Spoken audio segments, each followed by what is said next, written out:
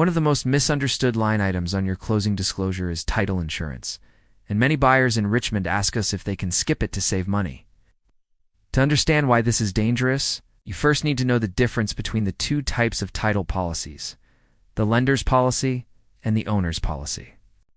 The lender's policy is mandatory if you are getting a mortgage because it protects the bank's investment in your property against any legal claims or hidden defects. However, that policy does absolutely nothing to protect you, your equity, or your right to live in the home if a long-lost heir or an unpaid contractor suddenly appears with a lawsuit. That is where the owner's title insurance policy comes in, which is technically optional in Virginia, but we strongly recommend it for every single buyer. Imagine buying a renovated home in the fan, only to find out 6 months later that the previous owner didn't pay the roofer, and now there is a mechanic's lien on your house that you have to pay. Or worse, imagine discovering that a boundary line dispute from 20 years ago means your garage is actually sitting on your neighbor's land.